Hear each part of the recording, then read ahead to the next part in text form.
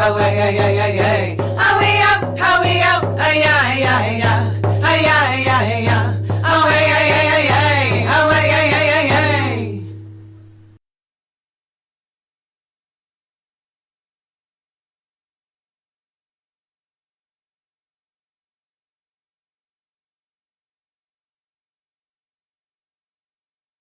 Hi, everyone. Welcome to The Bridge. I'm your host, Kira Young, and you've reached me on Revolution Radio, simulcasting with Real Liberty Media.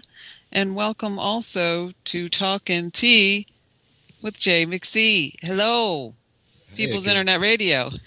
hello, Kira. How are you? I'm good. The two worlds collide, eh? That's right. We thought this information was so important that we needed to get it out to everybody. Historically, when we look at the new world being discovered by, or rediscovered, or taken over, or however you want to colonized, we can see that there's been this sort of psychopathic infection that's taken over from Asia all the way through Europe and then into the New World in America. But the wave is coming back. So all of these things that we're dealing with here, these perfected states of use and slavery of human beings and all life, really, all those things that the elite have perfected are coming back. So they're going to perfect it over here. And then, like with the EU, for instance, that's really an effort to make Europe and the UK another America, politically and economically.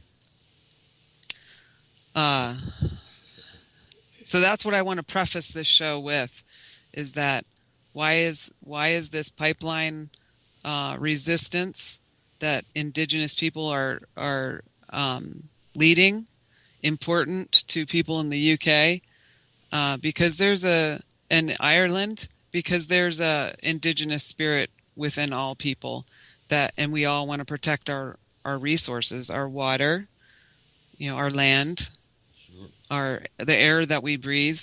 All people want that to be clean for their children and grandchildren and so on. So when I talked to you earlier, John, I said we'd have about a half hour to set things up, but we don't, because they're ready for us. And Okay. the people that you're going to talk to are right there on site in North Dakota. Just for those who don't know what's going on, the Lakota, and in particular Cheyenne River area, there's a big pipeline that Big Oil is trying to build underneath a river. Just getting a little message here to turn my gain down for Real Liberty Media. I hope that's better. So that's really stupid. And Monday, everything changed because the women that were there shut down the construction that was being dug up to go underneath the river. And since Monday, all these different narratives are coming in, and they're trying to change reality and change the narrative. So what I want to do is I want the people who actually shut that down to be able to tell their story and tell what really happened before it gets run through the ringer and a different narrative emerges for everyone to believe. Does that make sense? It does. It does. Okay. Well, since someone was coming on, you don't have Yes. much more time to explain too much to people. But this pipeline, for instance, it's enormous, isn't it? It's over hundreds of miles long and stuff. Yeah. So indigenous people are fighting it all the way down, all the way from Canada, all the way down. And it's not a matter of when this thing busts and spoils the river. It is a matter of when. It's not a matter of if, because they all bust. And it's already, they all bust. It seems to be Seems to be that way. I saw a post today that was last year in Russia, and something similar, a pipeline under a river burst, and the thing was flaming up and causing all sorts of problems, which I'd never seen before, and it wasn't related to the Dakota pipeline, but it would make you wonder, the technology and the engineering skills that they have nowadays, why they have to go to these lengths, and it's always putting something in danger. It never seems to be on a safe path somewhere along the way. And as usual, the processes are in operation at the moment. And people feel, I suppose, that they have very little power to change things. But of course, it's the opposite is the truth. But it's difficult. It's very difficult to stop these corporations, these joint corporations. You sent me a link there the other day about where the money was coming from. This is costing something like 3.8 billion, isn't it? Yeah. Huge and amount. And here's the main narrative that they're trying to change is that because property was destroyed in this resistance, that it's somehow violent. But that's property destroyed in order to save life, not just human life, but all life, from what they're trying to do. So that's a moral action. Their destroying life for profit is an immoral action. And their destroying life for profit is a far more violent, continual violent act than just destroying their digging machines and things. So let's Steve, let's see if we can't get them in. I've given you the number to Steve is producing and hosting tonight. Thank you. The hotline to the pipeline. That's right.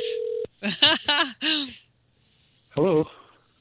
Hello, Uŋpa Nuŋpa. Welcome to the bridge, and welcome to what's your show, John? Talking Tea over here in coming from Ireland. Good evening. And you're also simulcasting on Real Liberty Media tonight. So there's lots of people listening that we've set it up and let them know that everything changed Monday, but since Monday, the powers that be are trying to change the narrative about what really happened. And that is correct. And first of all, Kira and John, I want to thank you both. I'm really grateful for the chance to be able to talk to people about what is going on here up on Standing Rock Nation and in North Dakota. I'll tell you, Monday was a great day. It was a tremendous day. We had hoped it would be like that. We had put out the call, as I'm sure you might remember, Kira, for days ahead of time, to please try and be there on Monday. Monday was the day when the contractors, workers, were due to start building their road off of the main highway, highway called 1806 here in North Dakota. It goes all the way down into South Dakota. Ironically named because of the year, that is the year that Lewis and Clark made their return journey from the Pacific coast and came down this. That's how we ended up with Highway 1806 in honor of their trip. Wow. Yep. And so we had a tremendous gathering starting early Monday morning. It was really hot on Monday here. And it was hot first thing in the morning. And we were there to greet the workers right around just after 7 a.m. And immediately, the ones who were in charge, and it wasn't the tribal governments at that point, just started stepping in. It was the hardcore, long-time protesters who had been at Sacred Stone, who had basically established Sacred Stone, and some of the more well-known names in Indian country, pipeline fighters and other activists. And they were still, deciding what was going to happen. So every hour it was decided we would have sacred music and prayers, and everybody would raise their fists in the air, and that's what was progressing. Well, the machinery started in, and they started tearing up the earth yards from where we were. 3 bulldozers, 2 large backhoes, and a few other smaller pieces of equipment. And the din, after a couple hours, from that machinery was so loud that we could no longer hear the songs being sung and the prayers being offered. And our people, we had bull horns and microphones, were doing their best. Well, that didn't set well with many who were there. There had to be at least close to 400 people there. I tried to do a head count, and it was over 300 easily. And talk started amongst, especially the young people. And by younger, I mean those in their 20s and 30s. And the frustration grew as the heat grew, as the din grew, and it just felt like we weren't being heard. And finally, right around noontime, a plan was hatched. We would reach the highest point of the fence line that separated the ditch down into the highway from quote-unquote landowners, eminent domain. Quickly became an ally with the tribes after that happened. And so we were looking at the fence, and earlier in the day, they handed everybody a little piece of cloth and asked them to make what's called a chanliotokta, and that is a tobacco tie. And they made large ones, and we tied them all down that fence line, about a little over a half-mile stretch of road where the protest was happening, right up against the entryway into the land where the road was going to be built down to the drill site along the river. And we decided to get 6 young girls, all dressed in skirts and faces painted, and put sage, a bundle of sage in each of their hands, and have them climb the fence and make a run for the machinery. And we found 6 girls who volunteered, who wanted to. There were 6 who were on what was called the arrestables list. Back when the original plan was for nonviolent direct action, a list of arrestables was drawn up in the camp, and the legal team did great work on that. All the people who got arrested previous to that, such as Tito Ibarra, an indigenous comedian, the band from Pine Ridge Scatter Their Own, among others, they've been arrested. And those girls gathered with us up there, and there were a few, and I'm not going to name names, who were there, and we helped them over the fence. And once they began running, there were about 10 of us up there who had helped them over. We just began yelling and hollering as loud as we could to draw attention. We were about 50 yards from the perimeter of where the protest was happening and all the protesters. And it was a really windy day. Like I said, it was hot. But we were screaming and hollering. Well, once they realized and they saw these girls, and they were practically in a line running across the field towards machinery, the camp rose up, the protesters rose up, and they rushed the fence line, and people were screaming, war whooping and hollering, and the women were leaning, and fists were raised in the air, and everything kind of stopped as we watched these girls doing what they're doing. And as the first couple of them made it to the bulldozers, the bulldozers kept working. And so finally, one of the girls got in front of the bulldozers, and then they stopped. Once they saw that there was more than just that one girl, and there were a few others, they all stopped, and they got out of their heavy machinery, and they got into their various pickups that they had on site to transport them from where they were coming in. And then they began chasing the girls and trying to apprehend them. This is private security that the contractors also had hired that were participating. But the girls resisted. In fact, they were quite funny and quick thinking in their responses to these men who were trying to stop them.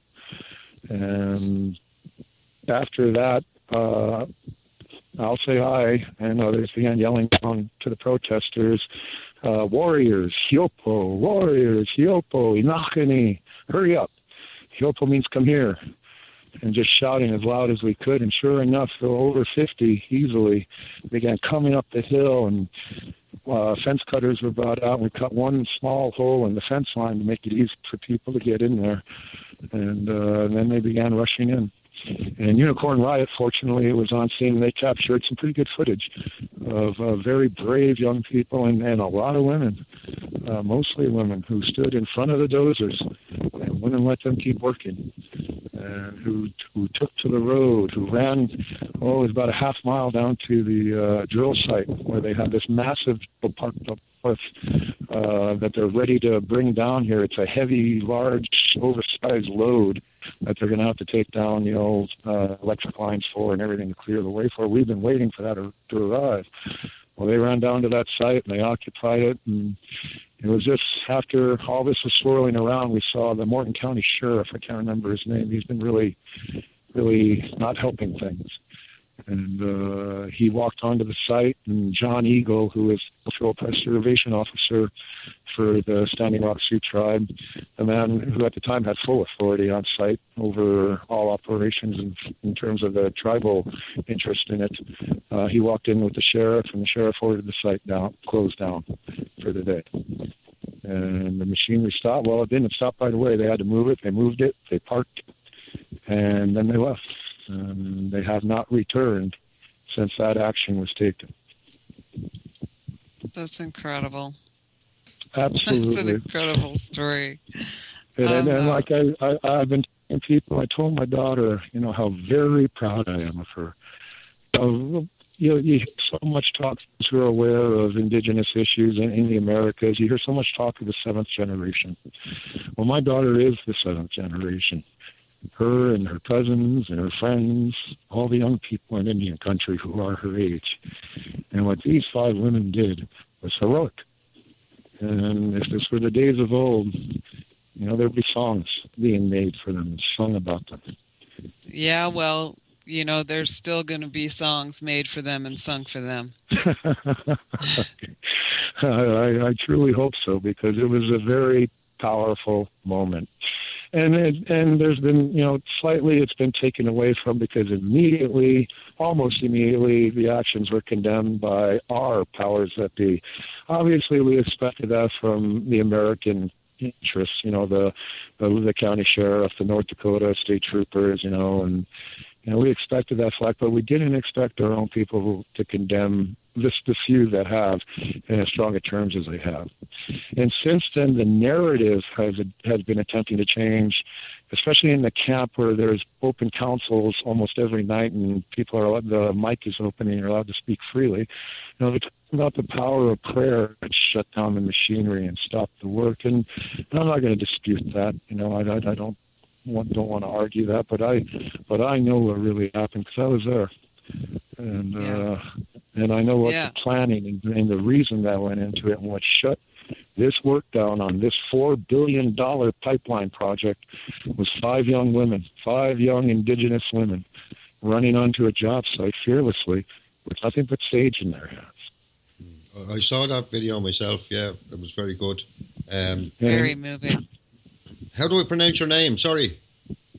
It's actually Uŋpa Nuŋpa. And Uŋpa in Lakota, Uŋpa means to smoke tobacco, and Nuŋpa is the number 2. So a literal translation would be 2 smokes, but idiomatically, smokes twice. And that's what I was given that name in a ceremony over 35 years ago. Okay. And just recently, in December of last year, I legally changed my name in Cheyenne River Sioux Tribal Court to Uŋpa Nuŋpa. And I did that to try and set an example to people on real decolonization, how indigenous people can decolonize. And I felt in changing that name, I was setting an example, and first of all, bringing back our language. I love our language. I started a Facebook group that Kira is aware of 3 years ago called Lakota Language for Beginners. I started with 60 friends and family off of my friends list, and I'm proud to say today we have over 22,000 members across the world. And brilliant. I just last year I had of count Uŋpa Nuŋpa. My birth name is Charles Brendan Smith, but for the Lakota language group, once it started taking off, I switched my name from Charles Brendan Smith on my Facebook account to my Lakota name, Lakota Chaze. Hold on a second, Uŋpa. Charles Brendan Smith? Yes, Charles Brendan Smith is my birth name. And so there's Irish in there. Indeed. In fact, I'm proud to say, and I was going to, since you brought it up first, I'll go ahead and talk about it now. My great-grandmother, Catherine Carter, was half-blood Irish, and she married a half-breed Indian, half-blood Lakota, Claymore. And so I frequently talk about Irish grandmother, and I know I like to talk about the Cherokee grandmother to talk about my Irish grandmother. Wow. Yeah, that's brilliant. Yeah, very good. So, listen, I'm going to ask you a few questions because over this side of the pond, and I'm not sure about over your side, but over here, very few people sort of realise what's happening there. It's just breaking, well, since Monday, I suppose. And, we're very good at protesting over here in Ireland, but we have different methods, so I think it depends on what you're protesting about. But just to give people an idea of the scale of this pipeline, and by the way, the videos and the photos of the area itself are lovely. And there was one iconic photograph the other day where all the guys were on horseback, and it looked like either cops or security standing in a line, and the guys on the horses and stuff. And it seems like that the land itself is kind of untouched, and it's as well as that, I believe it's part of the nation's part of some treaties that went before that this land can't be, certain things be done to it and stuff like that. So if you'd like to just fill us in briefly to give our listeners over this side a view on, say, the pipeline. I know it's it's an enormous bloody pipeline. There's a lot of money involved, and you're up against big corporations and all that kind of thing. And those women, by the way, I saw the video, and it was brilliant to see the women all jumping over the fence and everybody running towards the machines and they stopping. And as Ciara was saying, that they're trying to say that stuff was damaged. Well, the best thing, my advice would be, if it is advice, is to make sure that nobody puts a hand or anything near either the machinery or anything, because they will turn that in the press totally against all what you're doing. Do you know what I mean? So just to give an outline, the land itself, what it means to the nations, and the previous treaties that went on and all that sort of thing, if you could, briefly. Okay, I'll be as brief as I can, and I do want to address the very minor vandalism that did occur. But first, I will start by saying that the Dakota Access Pipeline is a nearly $4 billion US project. It's $6 or $8 billion. It's over a 1,000-mile pipeline that is meant to pump sweet crude from what is known as the Bakken oil fields in North Dakota to a refinery site near Peoria, Illinois. Now, to get that sweet crude, now this is some of the dirtiest oil that is produced out of the Bakken fields. This is oil that's produced by fracking. They have to cross. Sorry, I was going to ask that question. I did see something about fracking, and I wasn't sure whether this oil was coming from fracking, which is even more horrendous than the ordinary way to take up the oil.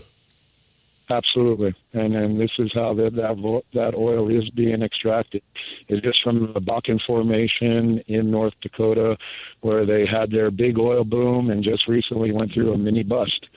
And we were hoping they would put them out, and this pipeline is something they need to maintain that rape of the earth up there, just north of us, a couple hundred miles north of us.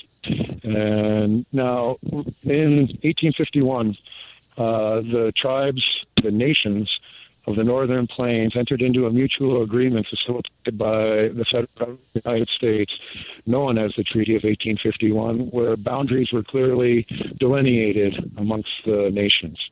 In 1868, after the construction of what was known as the Bozeman Trail and forts along that trail that entered into 1851 treaty land, Machialuta, Red Cloud, and the Owalas and with Lakota allies led a war against the Bozeman Trail and those forts in there that infringed upon our 1851 treaty land.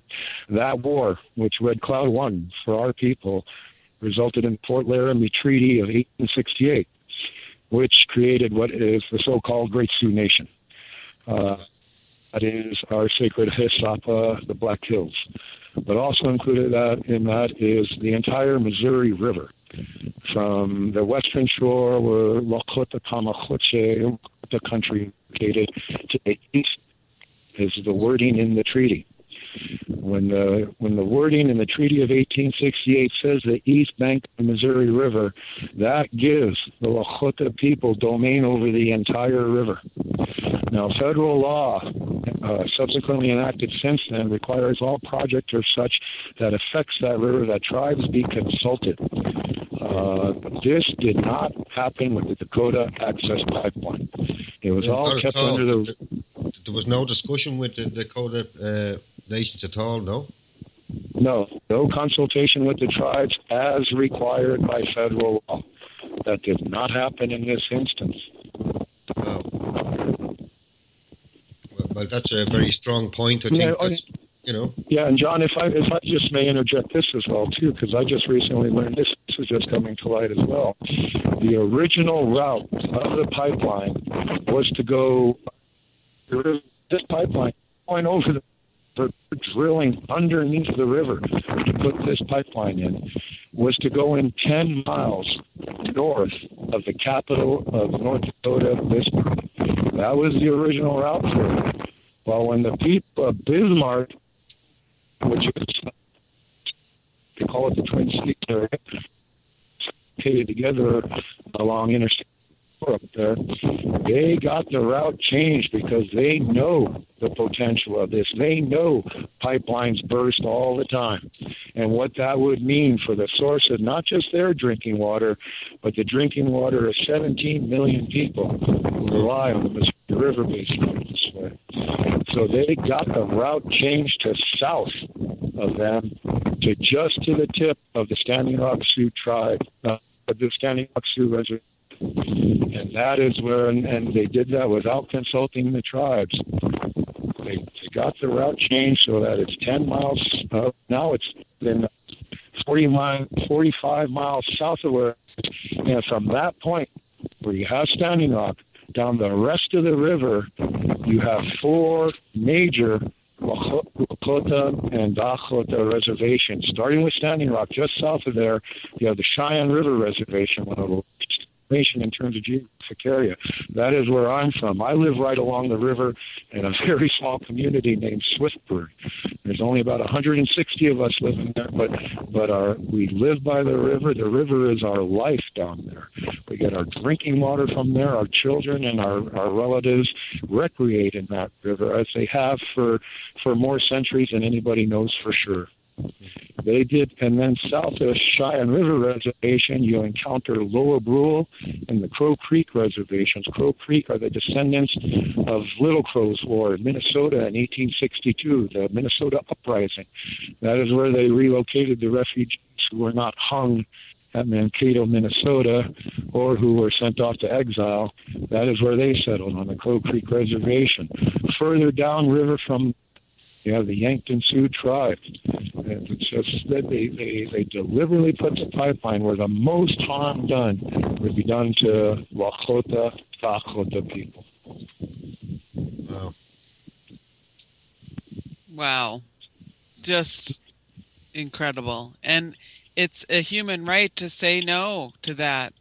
And if it takes even the complete destruction of their machinery to achieve that, that is the moral action. Destroying life for profit is not the moral action in this case. And it's not the legal action either. But so what is the loophole they're using to get away with it? I just vandalism here, if that's okay. What's that? I want to address the little bit of vandalism that occurred. Yeah. Okay, yeah. That was, I believe that was of anger and frustration, and not just that, but a direct action to stable that machinery from being able to operate again. I mean, it was you're talking about rocks, contractors that have $1 billion, and then 3 windows on 2 nights. Line is breaking up here all the time now on you. Okay, can you hear me now? Yeah, that's yeah. better. Yeah, okay. I'll repeat. I'll just say that 3 windows on bulldozers got broken out, and 2 lights off of a wide array of night lights, security lights that the contractors use, got broken. That was the extent of the vandalism, and that was done in a desperate attempt to try to keep those machines from operating. That was the intent, I don't know that for sure, of the vandalism. And that's what I talked about when everybody came back and, geez, we just wanted to stop them any way we could. We wanted to keep the machines from being able to start up. I think that is a justified, if not heroic act. There's quick thinking on the people who saw that opportunity to try and destroy that machinery, because I'm not alone in this war machinery. It is corporate war against the indigenous people. This planet, real collapse, wants this corporate war. You're breaking up again. They have to realize it is corporate war against every human being on this planet. This pipeline, the entire industry, the pipeline for many of us, it's an industry. Plunge, rape, resources, natural resources, everyone's natural resources. Our children have to stand against. You're breaking up again. All right. The phone is. Can you hear me now? Yeah. Yeah, okay. Sacred Stone was the first camp here, but there are other camps here. I am camped in what is called Ocheti Shakoni Camp, which is the 7 council fires of the Lakota and Dakota nations. There's also a couple other smaller camps that I'm not going to get into that are being formed by people who are not exactly in total agreement. What might best sum up how those people are feeling, these ones who are not being a part of Sacred Stone Camp, who are not being part of the Ochete Shokoli Camp, is they want to see maybe a different path in terms of fighting this pipeline taken. And but these camps, I support all of these camps. But the main reason I'm here, and the main reason many others are here, are to defend the Lakota and protect my grandchild's water. I put that in a Facebook post, I think it was a couple nights ago. I sincerely mean it, and I know others do too. I support Sacred Stone. I support the Standing Rock Sioux tribe. But I am here, and many others are, to defend our treaty rights and to protect our water. We're not protesters, we're protectors. Water protectors and land defenders. Yeah, I saw the pictures of the broken windows and the thing. I mean, it's no big deal, really, But the caveat, as I was saying, is that these people will use anything against you. So anything of that nature, people will be arrested. Over here, they're putting in water meters, never mind pipelines, but and they took out injunctions where people would have to stay 20 yards away where they're installing the meters on the sidewalks, and anybody that broke that would be arrested. And they usually bring out all the forces that they can to enact these, to go with the corporate ideas for somebody to make a lot of money, and also the people have to pay for it, and the meters they're putting in. There's all sorts of things with them. It's not quite the same, but the idea of protesting in that manner, what we have found is that you have to be very, very careful. If anybody raises a hand or does anything, they will come down really, really hard on you. And at this point, you don't want anything like that to happen. It's been happening, though, and notice how it's water, though. It's the idea that water is not your human right. You got to pay for it. Sure. And you have to pay for us not to, spoil it. Like they just have a right to come and spoil it for generations to come. It's insane. Well, it's obscene. It's obscene and immoral as well. Because of the lasting impact that these decisions, that this way of life, that this system is, imparted to our future generations. a ruined world, a poisoned world. We're all poisoned. I'm going to be sharing in the next couple months the results of hair samples taken from children in my community of Swiftburg 4 years ago. A 5-year-old nephew of mine has left, and Kira, I can't wait to share this with you. I've got the documents to show it. Elevated toxic levels of 5 different heavy metals in his hair sample, and he's 5 years old. My mother and my mother and my sister passed away within 3 weeks of each other last November, both from cancer.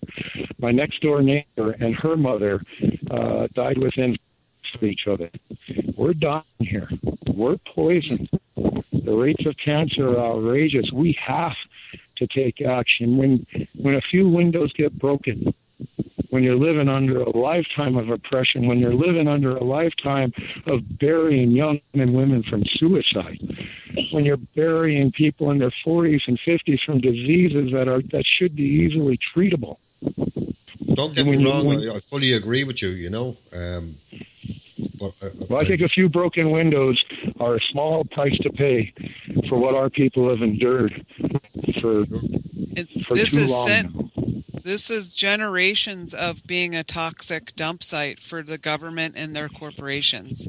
This is the response to generations of being that dumping ground. And the results of that are just what you're talking about. Oh, don't get me wrong. I'm fully behind what you're saying. But I'm just giving an example of how the powers that be, they've already got this pipeline mapped out. All the diggers are in, the work is proceeding, all the contracts are signed, the I's are dotted and the T's are crossed, and they will do everything to protect that. But I'm thinking that whilst it's good that people are there, it's great, and I feel the frustration and I understand it. I agree totally with everything that you're saying,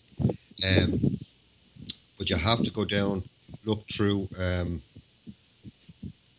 constitutionality, the law end of things, the non-discussions about this pipeline going where it is and all that sort of thing. So you're going to break it down bit by bit. The company is now trying to sue the young women. Is that correct? Well, it's not the young women. The companies have filed suit against David Archambault, who is the chairman or president of the Standing Rock Sioux Tribe, and those who got arrested. And I'm not sure the exact number of those who are arrested at that point, but they're all named. They're all named in the lawsuit. Mm-hmm. Wow. That's how they operate. Yep, it is. That's how they operate, Well, let me tell you, John, I came here wanting to get arrested, and I'm not alone.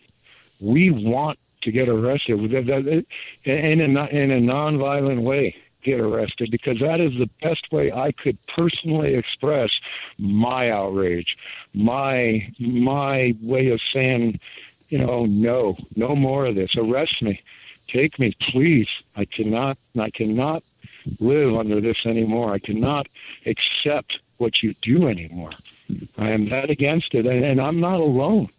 I mean, I'm talking about hundreds of others in this camp of a couple thousand people want to be arrested. Such is our frustration, such is our desire to reach out. Now we are fully expecting Wednesday in federal court in Washington, D.C. to be victorious, that the federal judge who is hearing the case will order the pipeline to be stopped because of the violations of federal law.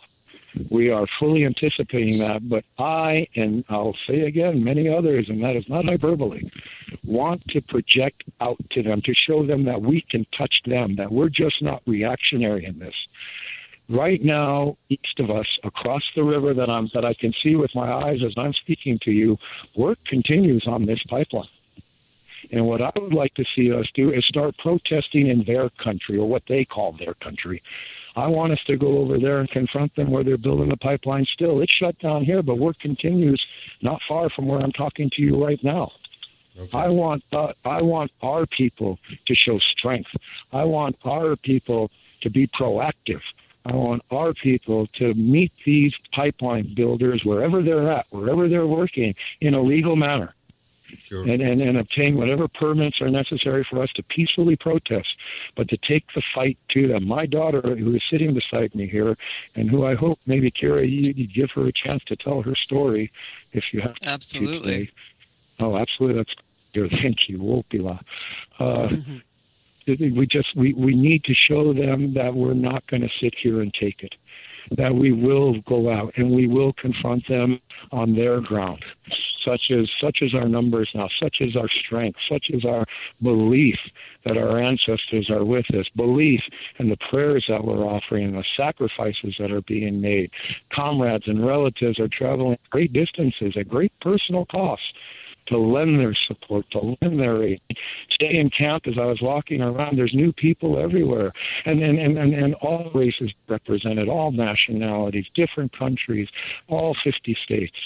It's such a powerful movement that it would be a shame opportunity to build on it, to go after them right across the river, to set up protest sites there. And also, might I add, youth that have seen, they call the battle a little big one. We haven't seen this type of unity numbers from the Lakota people since 1876. Wow. All of the issues. I'm advocating daily and nightly council, men and women. Black Hills issue, the greatest crime against our people that is ongoing, the rape of the Black Hills, plunder of the Black Hills. The Hills was declared by the federal government to be a national sacrifice area for its natural resources. At the time, the gold that was still there, the uranium there, the timber resources there. And that is all legal and morally Lakota country. That is our sacred Black Hills. And with this type of gathering, with this type of support for Sacred Stone, for Ocheti Shakoni, for stopping the Dakota Access Pipeline, we need to parlay that into fighting for the return of the Black Hills, as much of them as possible. We need to parlay that into fighting social ills on our reservation. This can't each person take them back to their homelands when this issue is settled and we begin combating our issues that we deal with every day. And that is substance abuse issues, domestic violence issues, those issues that have plagued us since the reservation period began, those issues that have plagued us since our culture, our language, our way of life was deliberately destroyed. Oh, I understand that. I said before I left for here, John, and I don't mean to interrupt you. No. But I shared a picture that my daughter had taken, a sunrise over the river near the camp. And the sun was just over there, and she took a beautiful shot. And I put an update on Facebook, and this was the day we left. It was last Thursday before last. A new day is dawning. And I'm glad to say that wasn't just hot air. That wasn't just hopeful talking. It has materialized. Thousands are gathering here in the middle of nowhere to stand up for our treaty rights, to stand up for our children and our grandchildren by protecting our water and, as Kira said, defending our land. What can people do who are listening right now and either want to come or can't come? What is the best way that they can help you guys? The best way to help is to get here. If you have financial resources behind you, come here. Get to know the people. Walk around the camp. Shake hands. Everybody is in a jovial mood. There is a stereotype, and there is the old saying is true. There's a line of true stereotype of Indigenous people being stoic and not and standoffish, especially when it comes to Washichu, white people. That is not happening here right now. If you want to lend aid and support, come here. It's not hard to get here from the south. Up north, yes, they are spreading fear. They are trying to control the narrative by blocking off. It comes down to the reservation. That is a minor roadblock, easily overcome. Just walk around. Hand out a 20 to a family that needs help. If you got more than that, hand them more than a 20. Hand them a 5 if that's all you have. Hand them food. Hand them anything you need. Just, and other than that, there are several places that are now up, GoFundMe pages, other sites that are raising funds for various reasons. Other than that, and I think the most direct way is get to know the people who are in the camps. Facebook tool. Kira, you and I, when we were talking earlier this week, talked about the Arab Spring, and this could be the Indigenous Summer. You get to know these people, friend them, tell them, hey, I'm a comrade, I'm an ally, I want to support you, I want to help you. That's the best way to do it, because that way people can maintain the presence here. Those who are here are doing a great sacrifice because your homes are left behind. And in some cases, these homes are 1,000, 1,500 miles away. My home's, fortunately, only 130 miles to the south. So I've been able to return a couple of times to spend the night in laundry and a shower of all things. If you want to. So it sounds to me that where they're putting the pipeline, and not only it's not easily accessible to a lot of people, but while you are there, you haven't got amenities, food, etc., to just go down the road and buy a lot of food and everybody's okay.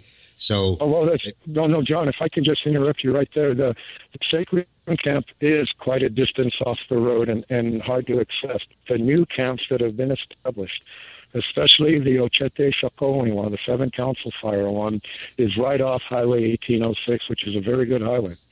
And all you do is just pull it, and you'll see it. When you first see it, when you come down, because it's down along the Cannonball River, which is the northern boundary of the Standing Rock Sioux tribe. It's a beautiful site. It's an amazing site. So many lodges, so many tents. It's very easy to get to that camp. And like I said, there are others springing up as well.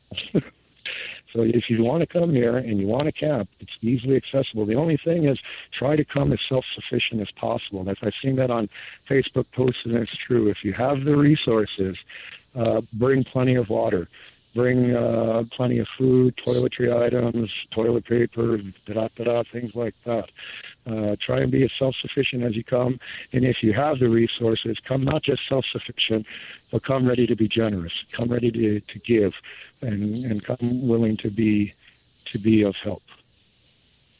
Yeah, I'm happy to say that my friend Mike Bluehair has packed up some MREs, and he's on his way to cover it. Yeah, I got his friend request today, and I'm very much looking forward to him coming to the teepee. He's very interested in really in detail interviewing all of the women who women warriors and water protectors and land defenders, and really getting their story out there. And he's been on this show before. He comes from a background of cop watching. So FTP I found out has another meaning, film the police. I was unaware of that. Yes, film the police.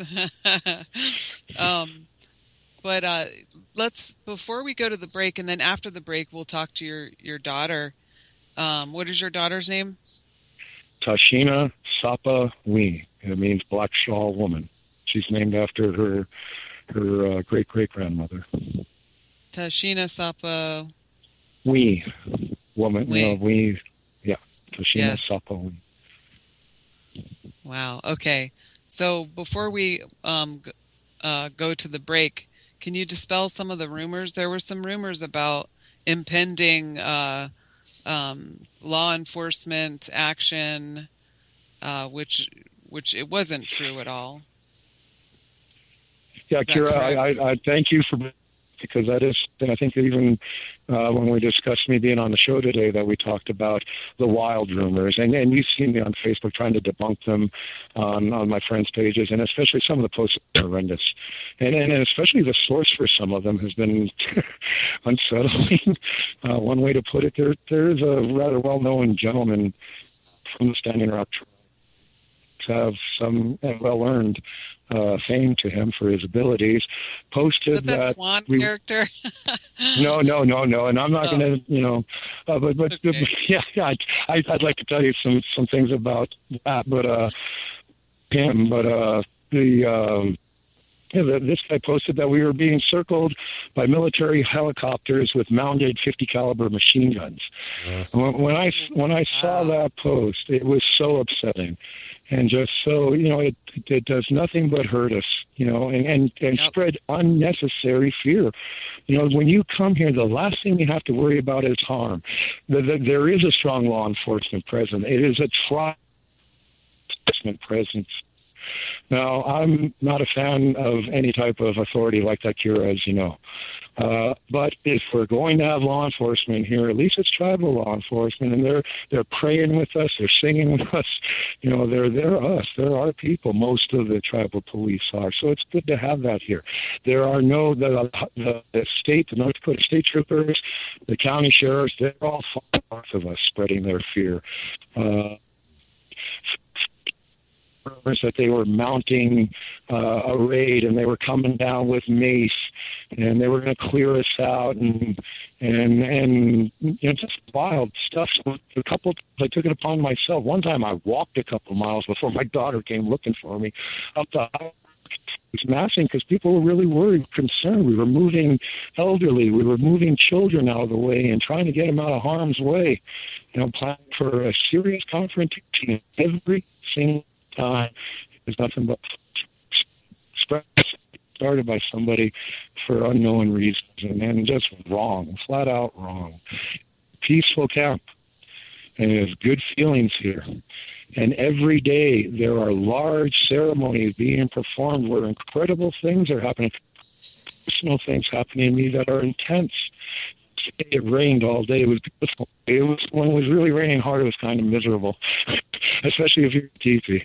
But for the rest of that, it was just soft. I think the Scots call it a soft rain or soft evening or something like that. That's soft the way day. It was. Yes, exactly, and that's what it was.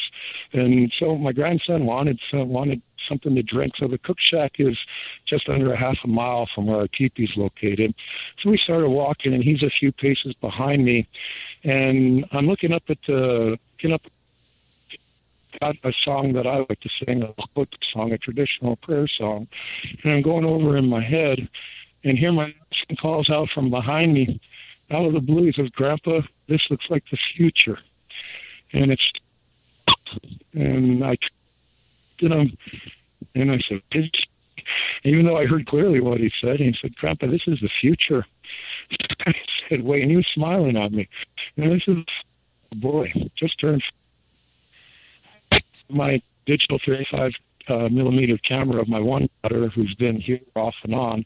I took it out, and I told him to stop, and I took a picture of him at that moment, because it meant so much to me what he said, how it could be the future. And we want it to be the future. That's how we want to live. We want to live free among people of like minds, without any government, without any system oppressing us, without the need for banks or courts or cops or jails. What's happening right now, spirit of community, spirit of like-minded people, free, practicing whatever spiritual ways they believe in.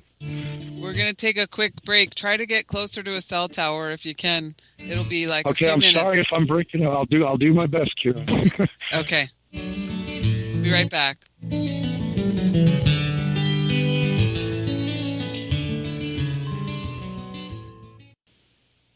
Welcome back to the special joint production of The Bridge with Kira and Talking Tea with Jay McC. We're talking to... Sorry, what? I changed that to powwow and tea. Oh, okay. All right, we'll have to get some songs going here and some dancing. So we have kind of a bad connection because we're talking to someone in the middle of nowhere who's telling the most awesome story of bravery. And really, if you were listening to that bumper about throwing ourselves on the gears of the machine, Well, we want the story of these brave Indigenous women who actually physically did that, threw themselves on the gears of the machine. We want that story out there in the world. So, Chuck, do you think we could hang up and call you back and see if maybe we can get a better connection before we talk to your daughter? Actually, this is actually Tashina, his daughter. Oh, hey. Hi. He went for a walk with my son right now on the hill. But yeah, if you'd like, you can try to do that. Well, I can hear you really good now. Oh, you can hear fine now? Yeah. Okay. Well, Hamadakiafi. My name is Tashina Sapá Win, Black Shawl woman. I am the descendant. Well, I'm the daughter of Uŋpa Nuŋpa and Ria Lakota, both Cheyenne River Sioux tribe, and I'm also the descendant of Chief Gall, as well as him being the adopted son of Chief Sitting Bull. So I want to thank you for allowing me to be on here and speak with you, and then also thank you for having me share my story. Well, thank you for being here. It's a pleasure for me to hear you all anyway, so you're very welcome. We, the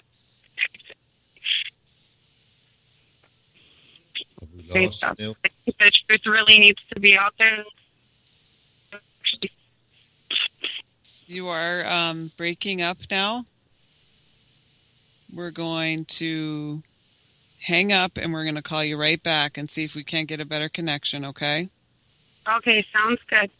Okay. Go ahead, Steve. Sorry, folks.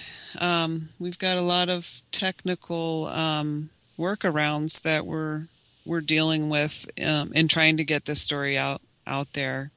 But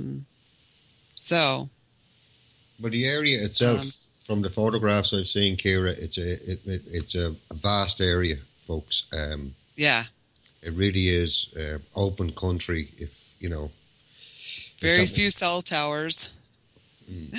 Very few cell towers, and so the camps that he was talking about are far apart from each other, and they're far from this casino and hotel that they've gone to in order to get enough of a signal to talk to us.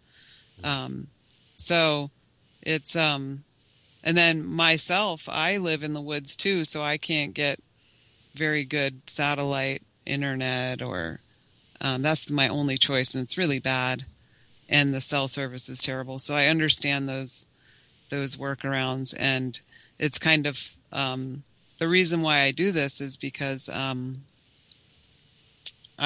obviously not supposed to have my voice heard, and you heard Uŋpa Nuŋpa talk about how their voices aren't being heard. It's and that's by design. Yeah, sure, but it's kind of a pity that. Do you want me to get him back, Kira? Yeah. Okay. But where they are now, Kira, the situation where they are now, and because of the access to signals, I hope it doesn't hamper them sending out the photographs and keeping people informed. I think it's very important to do that. Yes. Oh, no. Your call has been forwarded to an automatic voice message system. Let's try again. We'll try again. Yeah, I hope that they need to, there's a couple of little things that they need to do. One is publicity, and provided that we're doing this show tonight because, from this side of the world, at least people are getting an idea now of what's going on. Hello. Hi. Hi, Tashina. We're sorry to have interrupted your story. You are one of the brave women who stopped the work on Monday, and we're so proud of you, and we want to get your story out there. Oh, of course. Thank you for that. So I guess I'll just start by thanking you guys once again, and then also I want to first start off by thanking our people, too, if they're listening or if anybody who is from Indian country here, if they are tuned in, for thanking them also for their courageous acts following our what they call the fence hopping. So, well, I guess I'll just start off by with what initially began that day. All our people, we gathered, like my dad said, and every hour we were doing a prayer, singing, and they had their megaphones, they had a PA system, and a lot of us women, I was at the front line, and I mean, I get it from my dad, how to stay strong for your people. I come from a long line of not necessarily radical people, but I guess that would be the best way to describe them. But so with me being who I am, it strikes a fire in my heart when I see my people come together. So I was at the front line backing and chanting to the police all the things, all the quotes and what they were wanting to say to the police, like telling them to back up or Mini Wichoni, water is sacred. And after a while, you know, it felt like it wasn't doing anything. And the more and more I tried to listen to what our leaders were saying, the harder it became. The harder it got because of the machinery. And I walked around, and I'm a seventh generation. I believe firmly in what our generation can do, and I'm also a hothead when it comes to say it lightly, I guess, when it comes to you know, authority, you know, that wear a badge and, you know, are in the wrong place at the wrong time and telling us what to do. I come off as a hothead. I was pacing around trying to see what I could do, looking for something that I could do to help to stop this. And it felt like nothing was getting done. I felt helpless. I felt disheartened at that because we weren't allowed to do anything, and the leaders were telling us not to, that they had a strategic plan. Well, they were saying this, I couldn't hear anything, and it hurt me seeing above that, or beyond the hill there was just the digger hole where it was just digging mountains of dirt, and it broke me each time. And a couple of women came up, or my dad and a couple of women came up to me and they said, "We have a plan. If you're in it, come with us." And I followed. I didn't know what the plan was, and there was about 4 other girls there. There were supposed to be 6 women altogether, but including myself, there were only 5. And it wasn't until the moment that I had my tobacco tie and then my sage in my hand and I was praying, where they told me, you know, "We want you to run to that river and we want you to pray." That's all that stuck in my mind, and that's all what I intended to do. So when they told me that, I was all for it. What could they do? I came humbly. I came with prayer. I had no firearms. I came in a good way.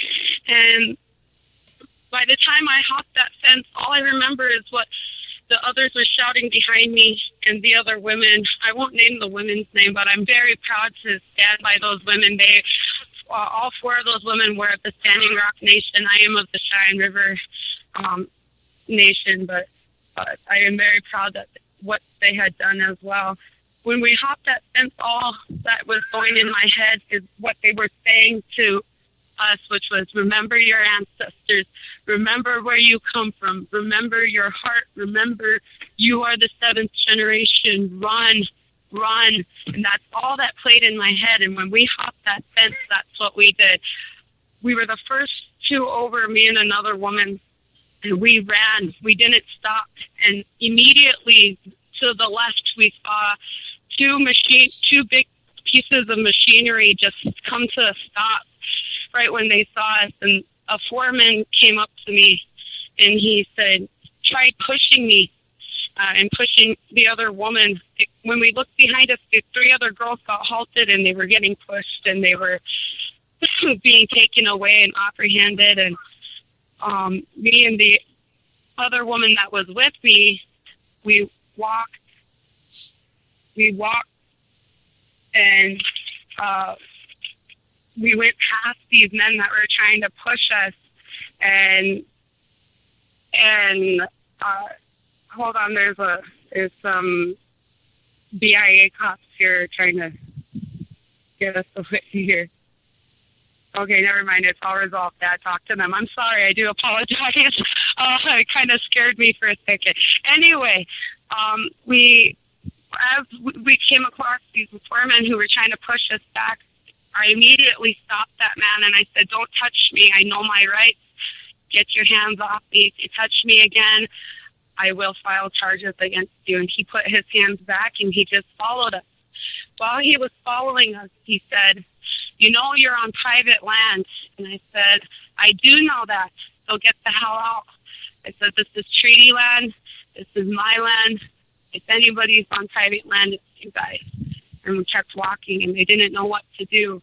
Then the main foreman of the machinery, when we got towards the back of the construction site, he came up to us and he said, "Well, ladies, what are you doing? How's your day going?" We said, "Oh, we're just going for a stroll, heading towards the river." And they said, "You need to stay away from that machinery." And I said, if you were to know me or my people, we want nothing to do with your machinery. I just want I want that river. And the foreman looked to the other one who was following us and asking him, "What should we do? What do you want to do with them? What do they want to do with them?" It struck fear in their hearts, and that made me feel good because I just walked strong. Both her and I were barefoot. All five of us girls were barefoot. And by the time we got so far past them, they ended up giving up and they returned back. But we didn't see any machinery start up after that. We didn't even hear, when we turned around, our people were shouting and they were leeling, and we leeled back. And we fell on our own because once we got over that hill, we saw nothing. We got toward the fence, and then we got by a tree line, and we had to cross that. And then we went down into a brook, and it was about 1.5 miles now from the original site. And we were in the blind. We were walking in the blind, and we had no water, and it was 100-degree heat. And we had to cross along a bank, trying to get to the river. Well, at the part of the river that we were at, it was not accessible. We could not access that part of the river because of some dried up driftwood, and there was about 15 feet outward of that driftwood that followed the banks of this river. So we ended up following the river bank again about another mile, and then heading south this time to try to make it back to camp to avoid authorities. By the time we get by another tree line, and we're crossing past it, we're going through weeds that are about up to our chest, and I'm a 5'6" woman, and it was really hard to get through all that brush, but we ended up seeing a large group of people on the other side of the tree line who looked like our people. So we ended up doing our warrior cry, our Lili, to see if there were. And sure enough, they Lili'd back to us, and we knew it was our people. So we ran to them. This is about 3 hours after we had jumped the fence, and we cried out to them, "Water, we need water." And they said they didn't have any. So the woman that was with me, she had a hard time making it. She was behind me. I was in front of her.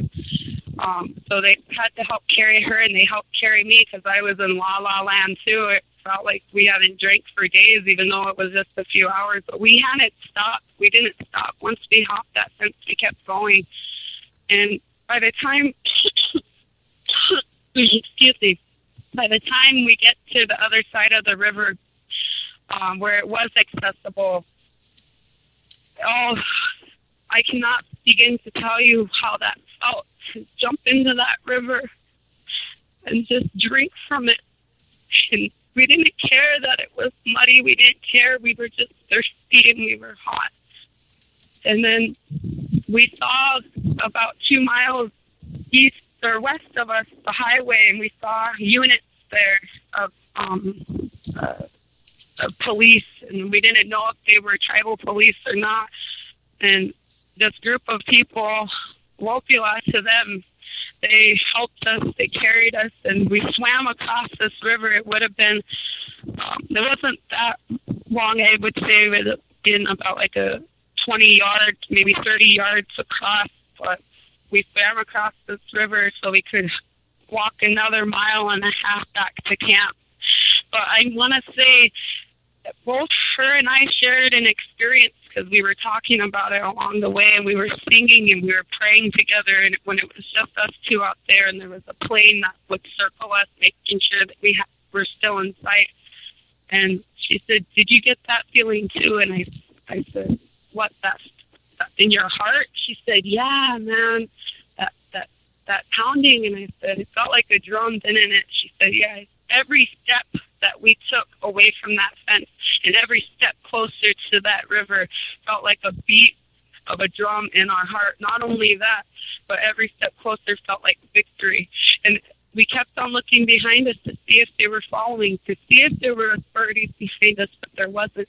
But once we saw that machinery come to a halt, I can't even express that feeling. It felt like we did something for our Uŋpa Nuŋpa. It felt like we protected our mother. We protected our land. I protected this water. We did it together. And then when we got word from those 8 others, these 8 others were part of a larger group, about 30 others that hopped that fence about a half hour, an hour after us, or even cut the fence and went through it, from what I heard.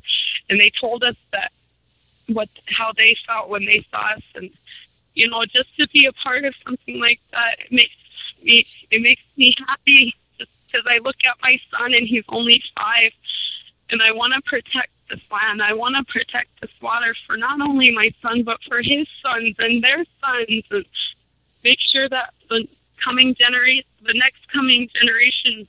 I am the 7th generation.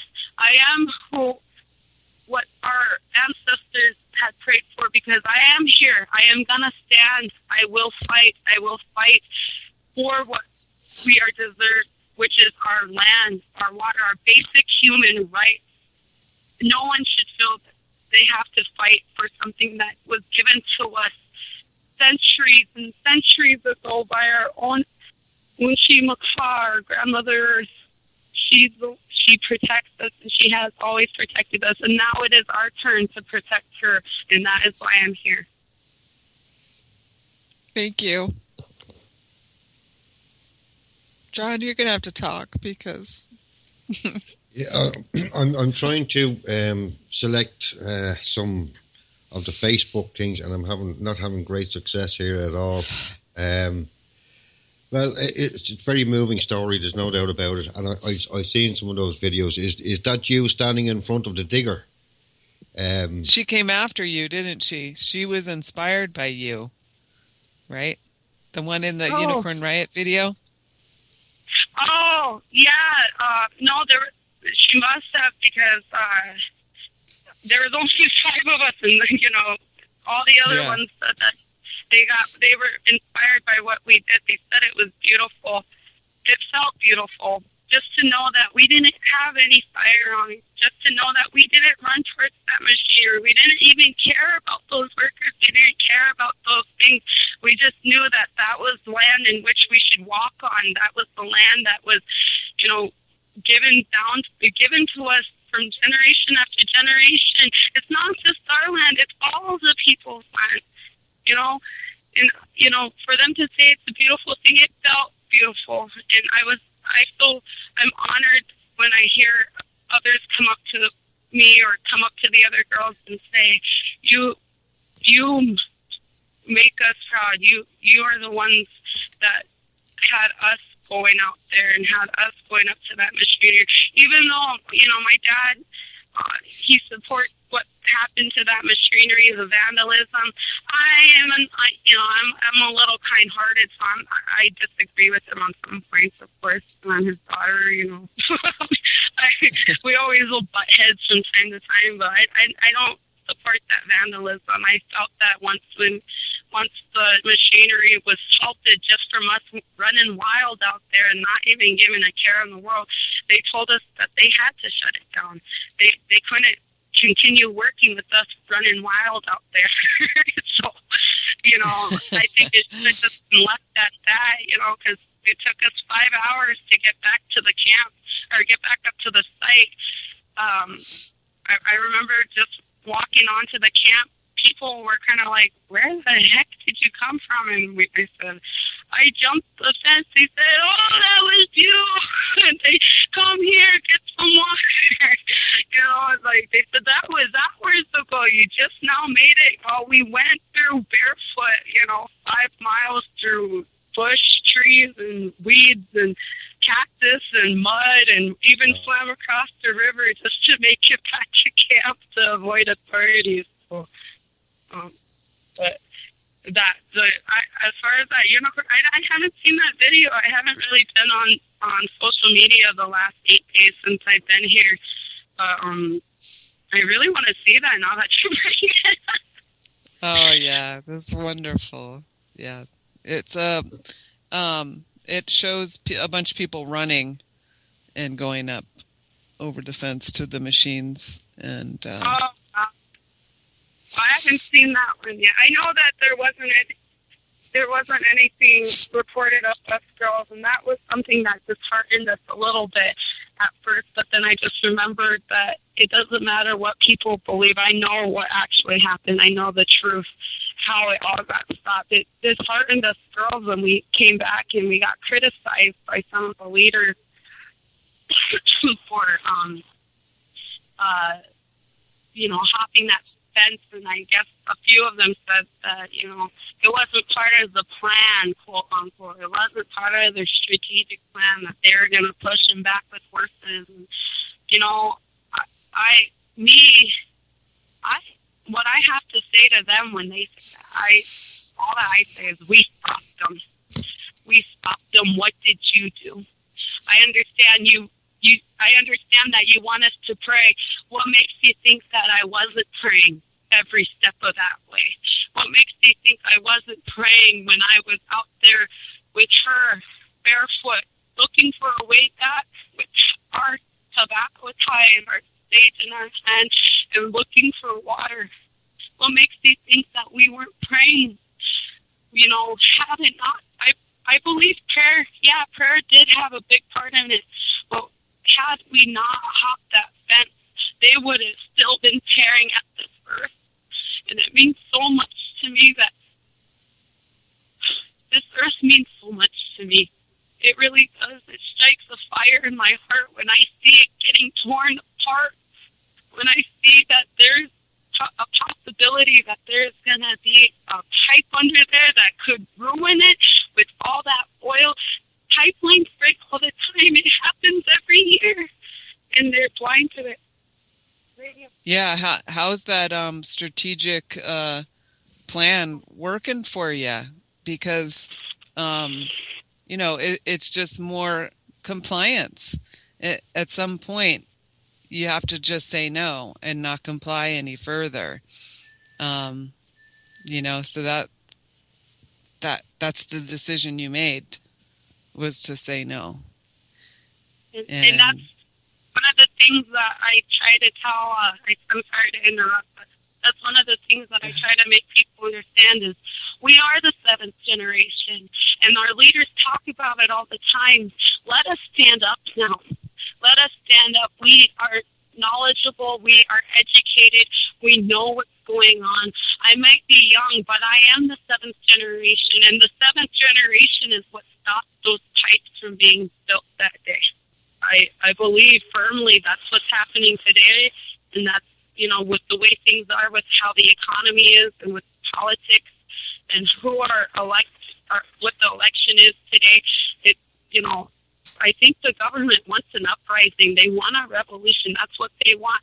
And they're going to get it. I feel that it's going to happen, and it's going to be my generation. And the prophecy, I believe, is going to fulfill itself, because it fulfilled itself on Monday, where the seventh generation stopped that pipeline and protected our Mother Earth. Well, I think that feeling is happening around the world, really. So it's not just Native Americans. People all around the world are beginning to feel like that. We have big protests over here to do with water as well, and other things. We're facing, people are losing their homes here at a huge rate. People are committing suicide because of they're losing their homes. And it's the same all over the world, I think.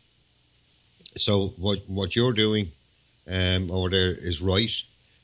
Just be careful, because they will, try to write bad things and say bad things and put fear into people and prevent people from going there and doing everything in their power they possibly can through the media and everything else. And it'll be up to the people and the support that you get from the people. And it seems like it's starting to take off for you now. So the more videos that you can put out there and photographs to show people from around the world, even the area, the land where you are at the moment, and because it's hard for people to visualize it. But I do see that there has been certain protests, I think in Dakota itself, outside City Hall or something like that. So, and I think it's not just about the Native Americans. It's and I think hopefully everybody will start to join in with you because it affects everybody. But you seem to be at the heart of it, and it has to start somewhere. But all the stuff that you're talking about there, we feel it over here in Ireland and in the UK and various places around the world. We discuss it here. Absolutely. We discuss it here ad nauseam. I'm sorry. I do apologize. I don't mean to interrupt you. Yeah, no, absolutely. I believe that it was when that prophecy was made, it meant more than just our people. I believe that firmly, actually. My dad and I were just talking about that maybe a couple weeks ago, but how it really is my generation across the world and across this country that are standing up. You look at all the protests that are being done, and there are young people standing up to what's right, to what needs to be right, instead of seeing because we've heard our grandfathers and our grandmothers, and then now our parents, and even some of us great grandparents talking about how oppressed they were and how things were back in the day. So we know more. We know of things that are, all that knowledge and all the history that is being handed down to us. It's finally hit the seventh generation, and we know and we can feel it. We have more of an understanding to it because we see it in our parents' eyes, we see it in our grandparents' eyes and our great grandparents' eyes, when the hurt that it caused them, what happened, and how it's become of today. So that's why I think the seventh generation is the strongest, because we learned all this. We learned our history. We learned everything around us, even the U.S., dating back from when it first started in 1776. We got several people of my age knowledgeable in those areas and that are using that knowledge to, become one and to come together and to actually start something where we can change things and make sure that it stays changed. There are people all around me who feel the same way that I do, that express the same views, express the same opinions, and they're all my age. I don't think I can really recall, even some people who are twice, maybe even 3 times my age, that can share those kind of things with each other and have that kind of courage and fire in their hearts to want to do something. Sure. We look at the older generations, and that's what strikes that fire in our heart. That's what strikes it, is seeing that hurt and pain of decades and centuries of oppression. Sure. And that's what causes us to stand up and fight today. Well, we kind of know all about oppression in Ireland. Face value, it doesn't look as if whatever, but our language was destroyed. I don't speak Irish myself. All our written material was destroyed. a lot of stuff like that. And I think maybe that what you're saying about the seventh generation is rather prophetic, and I don't think it just applies to the Indian nations. I think it applies to the peoples of the world, because there seems to be something happening all over the place.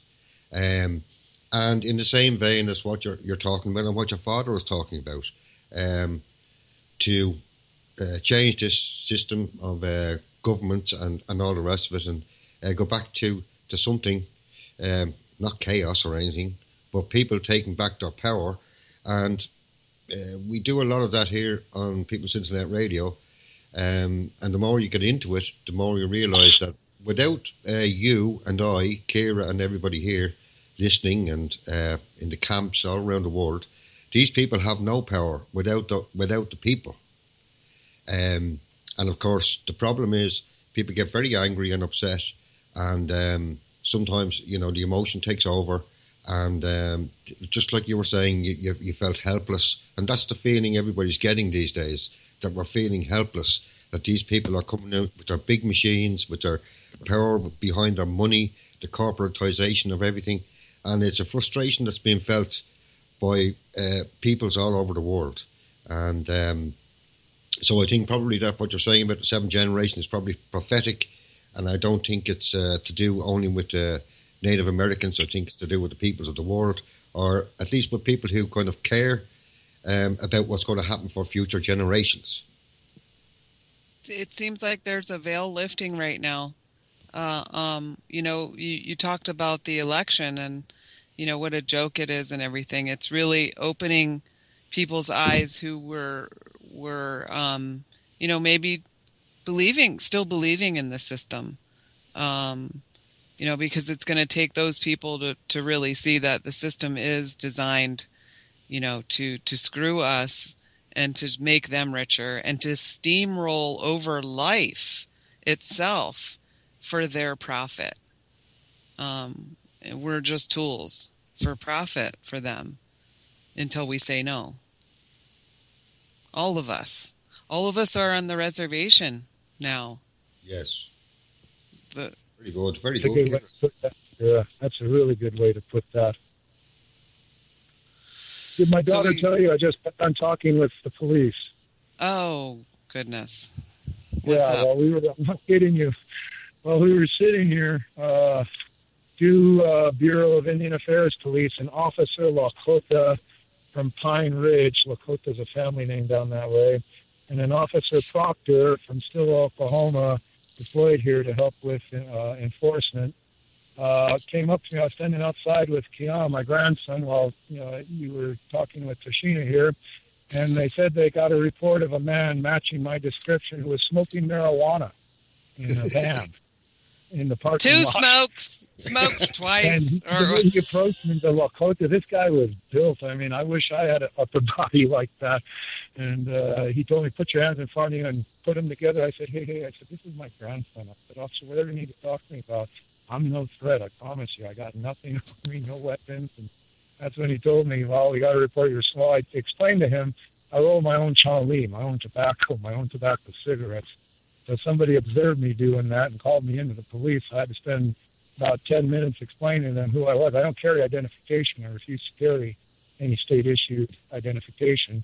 I have a tribal ID, a Cheyenne-Rusu tribal ID, which I told them I didn't have at the time, and which I don't. And I gave them all my other pertinent information willfully, even though I'm loath to doing that, but because Tashina was talking to you guys on the radio, and we're at the casino, and there's a rather large crowd around us, I was as cooperative as I could be just to get it over with as soon as possible.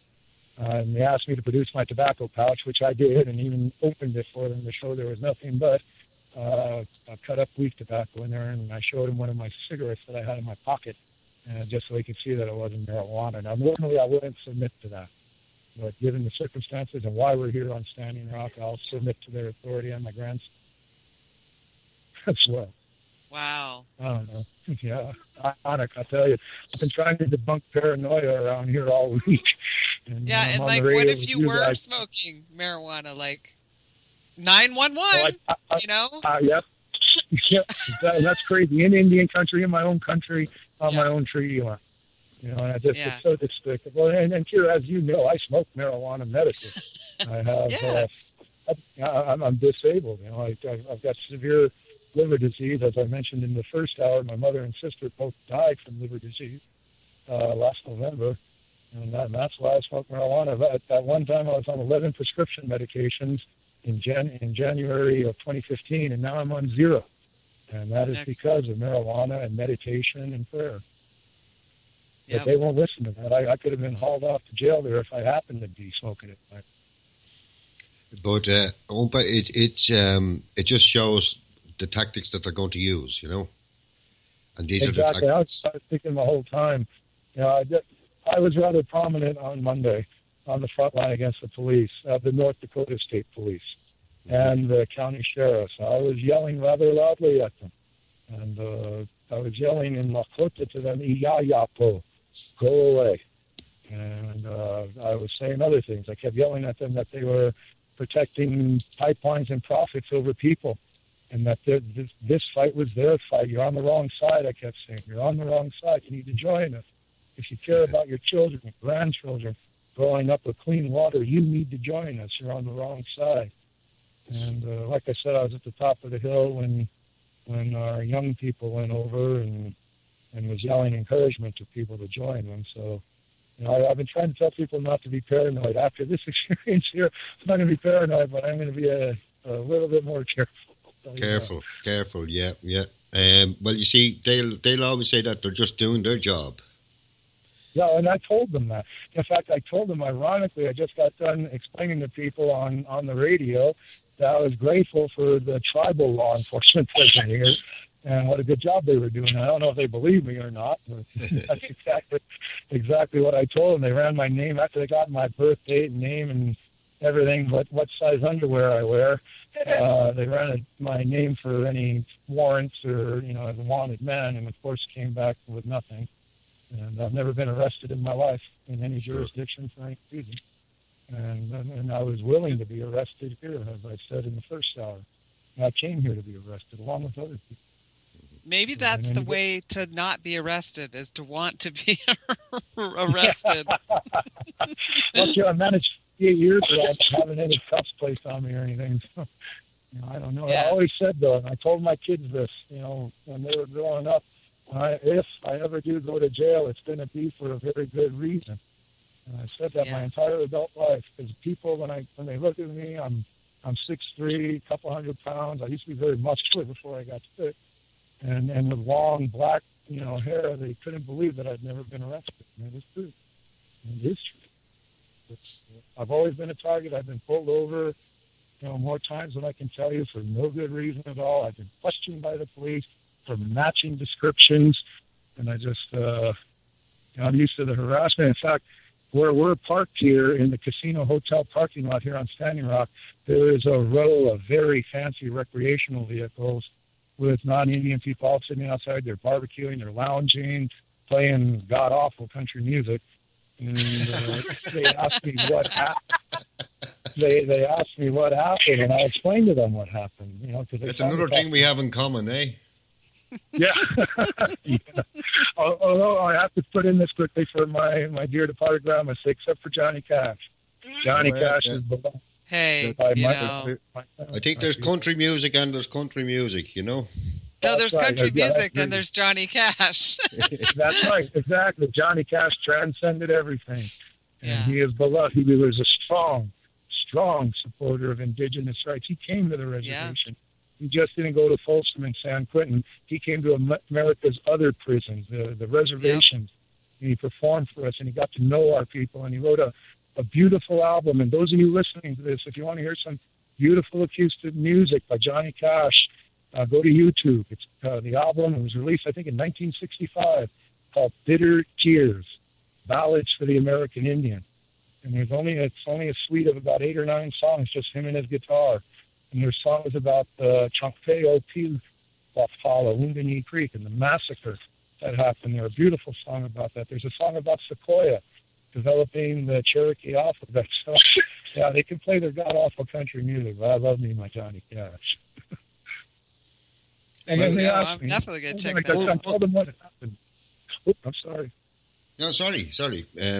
We will be cutting over each other. Don't worry about it. But I want to say this to you, that I think, I know you're passionate, and I know that you're prepared to, if necessary, go to prison. But I'll say to you, you know, you won't do much good in prison. You know, so you're better off in the sunshine. I appreciate that, John, very much, and I'm grateful for your concern and your support more than I can express to you. You know, and to Kira for facilitating this, you know, and for networking with you to bring our story, you know, across the Atlantic to people in Europe and through the internet to people across the world. You know, I'm deeply appreciative of that. But you know, you're very welcome. You're very welcome. It's not a problem at all. We need to do this. It's something that needs to happen, that needs to be done, and it's an opportunity. It's an opportunity for Indigenous people to stay united and to start, like I said in the first hour, confronting other issues that are facing our people, like the police incident I had. You know, this rather lovely-looking group of non-Indian people who I'm looking at, and they're looking at me, and the guy's nodding at me as I'm talking. I told them we're used to the harassment by the police, because I am. You know, and we are. You know, it's just it's a fact of our way of life. We can begin addressing issues like that, the systematic oppression of our people, if we stay united, if we use this as a building block. You know, on Wednesday, as what should happen if we win our court case, when this camp disbands after that, which it almost certainly will, or at least the good numbers will leave if we win that court victory, we have to take what was started here and continue it. It's said every time something like this happens, we need to do this.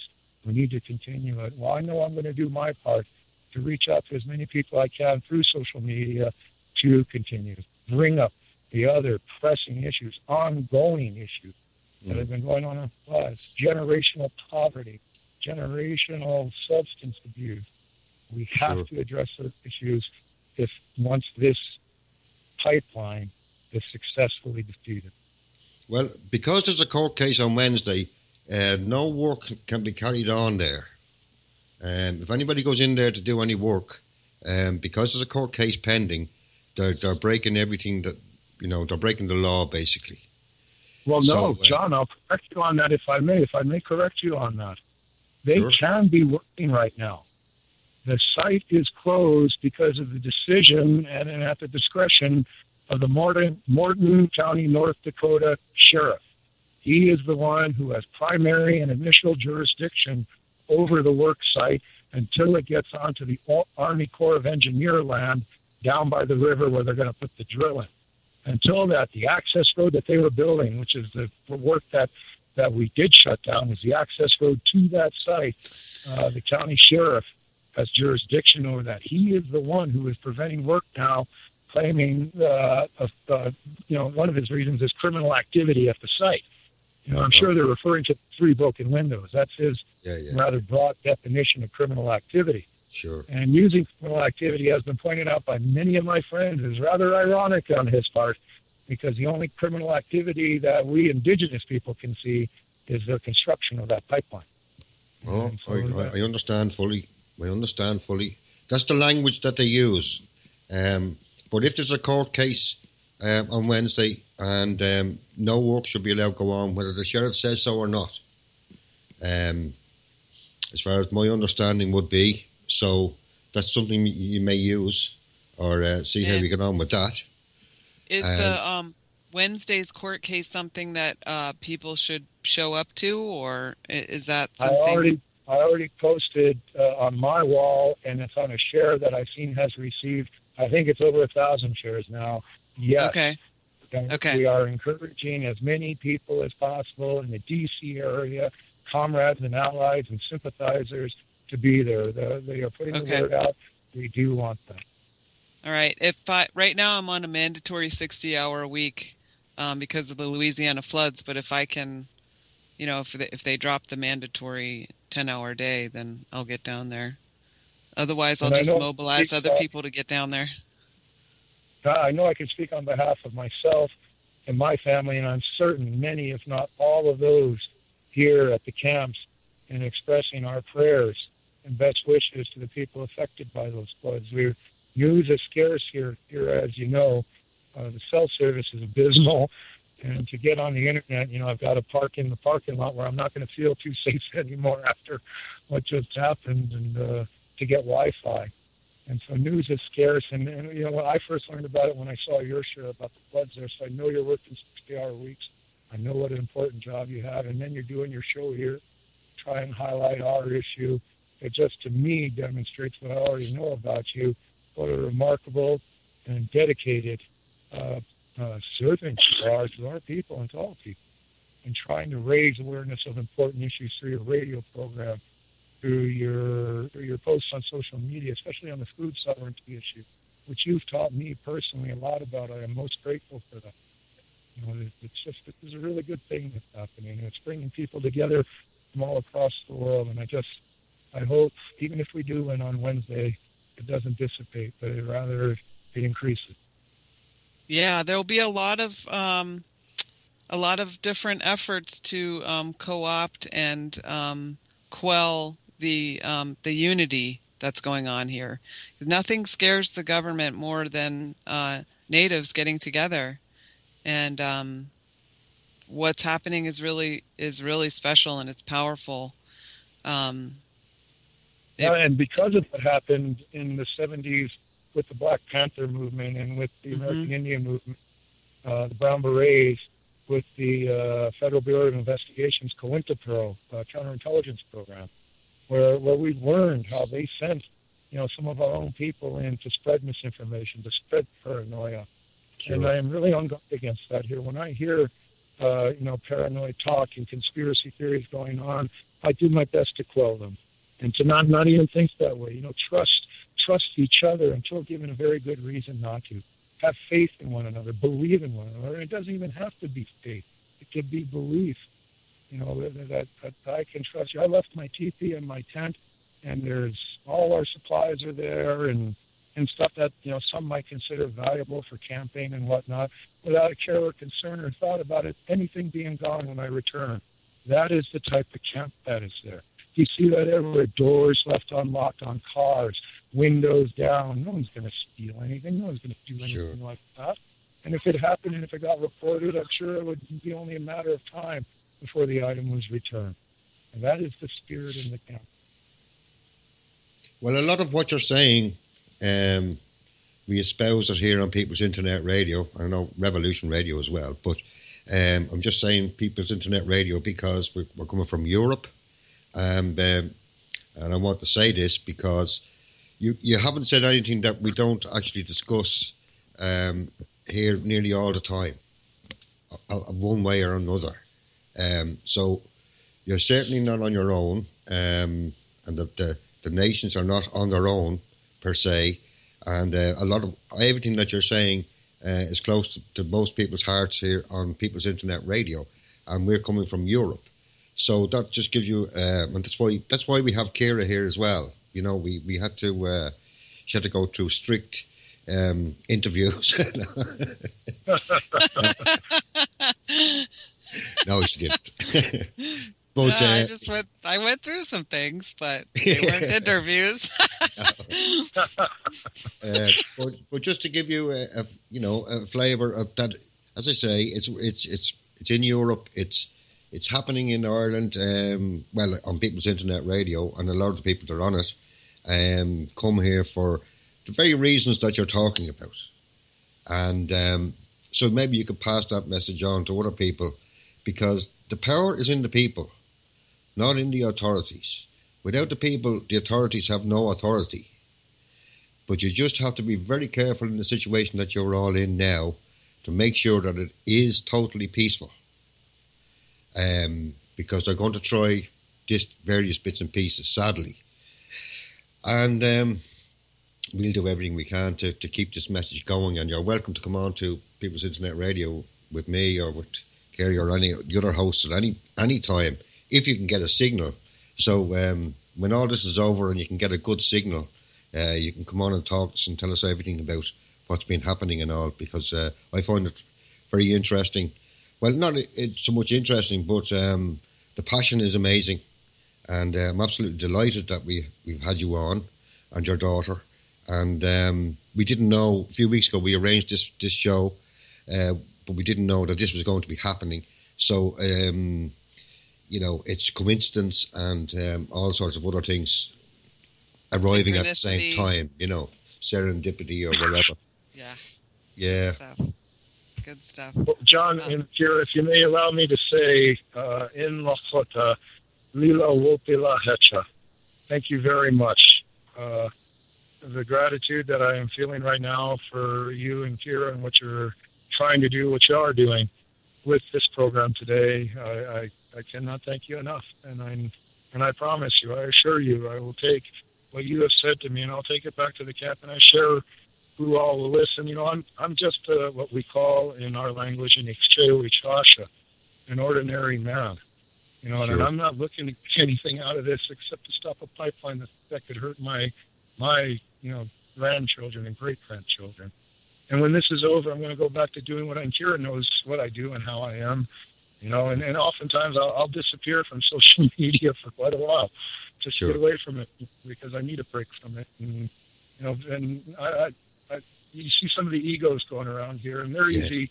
They're easy for me to put aside. Some people let that nettle them. Some of the more well-known names that are in active in indigenous causes and in fights, and I just I appreciate the offer, and I'll take you up on it. Well, thank you. The voice is here for you. That's it, and we do what we do. We do it for nothing, if you know what I mean. We're in the same boat. We do because we have a passion to change things for the benefit of everybody, which sounds very grand and righteous and all of those things, but fundamentally that's what we're about. Sometimes we get caught up in arguments and petty arguments and little tiffs about little semantics, but that's what we're here.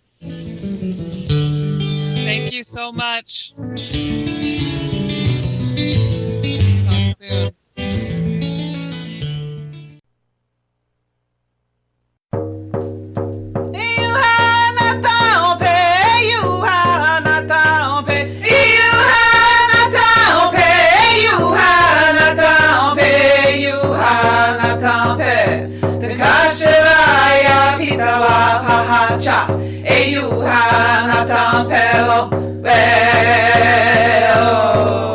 Lakota hokshila he tinkacha eyuhana tampe tekashila ya pitawa pahacha eyuhana tampelo velo Lakota hokshila he tinkacha eyuhana tampe tekashila ya pitawa pahacha eyuhana tampelo eyuhana tampe eyuhana tampe eyuhana tampe eyuhana tampe eyuhana tampe tekashila ya pitawa pahacha eyuhana tampelo Lakota hokshila he tinkacha eyuhana tampe tekashila ya pitawa pahacha eyuhana tampelo Lakota hokshila he tinkacha eyuhana tampe tekashila ya pitawa pahacha eyuhana